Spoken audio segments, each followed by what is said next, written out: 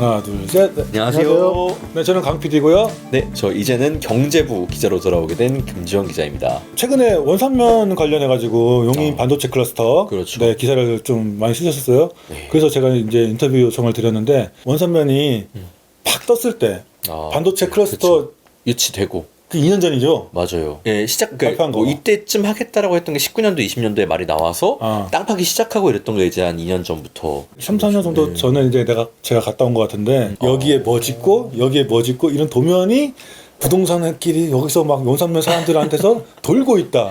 막 그래가지고 그거를 막 입수해가지고 우리가 그거를 영상을 띄우고 막 그랬단 말이죠. 엄청 하나하던 시절이었거든요. 맞아요. 그래서 막 네네. 난리 났다. 땅값 막 천정부지로 섰고 막 토지거래 허약하고 묶이고 막 그럴 때였거든요. 맞아요. 네. 근데 지금 완전 상반된 그런 기사를 쓰셨단 말이죠.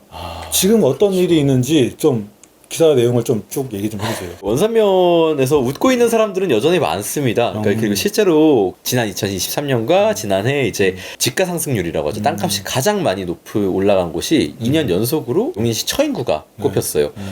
2등이 강남구니까 사실은 강남보다 더 많이 뛰었다라고 해도 과언이 아니죠. 이런 처인구에서도 그 중에서도 가장 그 SK 이 하이닉스가 들어오는 그 핵심 원산면이라고 하는 곳이 굉장히 사람들의 어떤 주목을 좀 많이 받았습니다. 뭐 이미 한번 가셨다시피 뭐 평당 20만 원 정도 하던 토지가 SK 하이닉스 부지로 들어가면 보상비로 60만 원으로 책정이 돼가지고 3배가 뛰었죠. 근데 그렇게 되니까 뭐 너도 나도 60만 원 이하로는 안 부르는 거예요, 이 땅을. 최근에 이제 그 매물 나온 걸 보니까 130만 원에 올려놨더라고요, 누가. 평당. 보상은 그 정도 LH에서 나오는 건데 그 이후에 또 그만큼 또 뛴 거예요? 더 뛴 거고 사실은 그 토지주들이 지금 팔 이유가 없다고 하더라고요. 몇몇 분들을 이제 만나보니까 지금은 뭐 돈이 급한 사람들 아니면 어차피 가만 놔두면 알아서 오를 땅이기 때문에 지금 130만 원에 뭐 급하면 가져가던가 아니면 나는 일단 이거 그냥 존버한다고 하죠. 예, 그런 어떻게 계속 버티고 있는 그런 상황인 거죠. 땅이 계속 오르는 사람들은 오른 부지 땅을 또 팔아서 또 인근에다 또 땅을 사가지고 또 묵혀두고 계속 그러고 있는 상황이에요. 거기 살고 계시니까 예. 토지거래 허약으로 묶였으니까 거기 사는 사람만 살 수 있잖아요. 그렇죠. 그래서 만나봤던 어떤 농민 같은 경우에도 그때 이제 그 지역에 한 1000평 가까이가 있었어요. 그 1000평 가까이를 이제 한 평당 60만 원의 보상을 받고 나왔죠. 나와서 또 원산면 인근에다가 또 땅을 한 1200평 가까이를 샀어요. 그것도 또 지금 계속 오르고 있는 중이에요. 그러니까 정말 계속 뻥튀기가 계속 이렇게 되는 거죠. 그 동네 사는 사람들은 그냥 논았네. 그렇죠. 근데 지금 그렇게 논았는데 무슨 문제가 그렇게 생기는 거예요, 지금? 땅값이 오르니까 발생하는 문제가 뭐냐? 건물을 못 짓는 거예요. 이게 건물을 지으려면 그 땅을 뭐 사가지고 이제 건물을 짓거나 아니면 뭐 그 땅에 어떤 지대료를 내고 이렇게 좀 건물을 지어야 되는 상황인데 시행사 시공사들이 여기에다가 땅을 지어놔도 이미 건물 자재값도 요즘에 엄청 올랐잖아요. 이미 몇 년 동안. 건물 자재값도 올라, 인력값도 올라, 거기다 땅값까지 상승했다? 마진이 안 남는 거죠.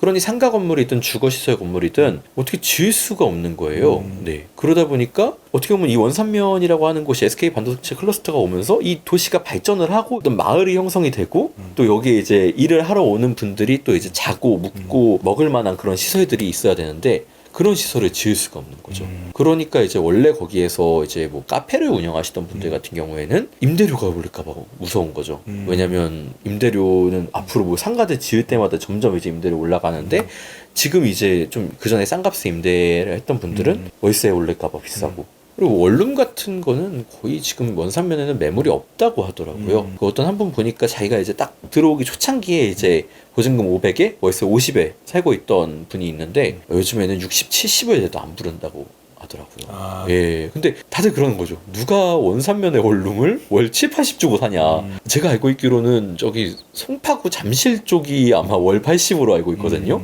그런데도 아니고 사실은 원산면에서 어떻게 80 주고 사냐. 그래서 그 원산면 일대 뭐 양지면 이런 데까지도 지금 원룸이 거의 동나고 있다. 이러고 있더라고요. 땅값이 오르면서 웃는 사람들은 웃겠지만 거기에서 일하는 사람 또 거기에서 뭐 땅이 없이 그냥 가게 운영하는 사람 이런 사람들 입장에서는 땅값 오르는 게 그렇게 달갑진 않는 그런 상황인 거죠. 그게 이제 평택의 삼성 반도체 상황을 보면 거기도 평택도 한참 붐이 일었을 때 원룸 이런 게 한 100만 원 이상까지 갔었거든요. 공사하러 오시는 분들, 거기서 일하시는 분들이 많아지니까 그게 수요가 막 닥치니까 이게 원룸값이 막 오르는 거예요. 그래서 천정부지까지 올랐다가 지금 확 꺼져가지고 원상복귀를 해가지고 그 가격 받고 있는데. 평택 말씀하셨는데 신기한 게 그 평택에서 재미를 본 사람들이 원산면으로 넘어오고 있어요. 이거는 기사에 적진 않았는데 이제 최근에 이제 어떤 원산면의 그 한 5년간의 토지 거래 내역들을 보니까 유독 그 평택 소재 공인중개사에서 거래된 땅들이 많더라고요.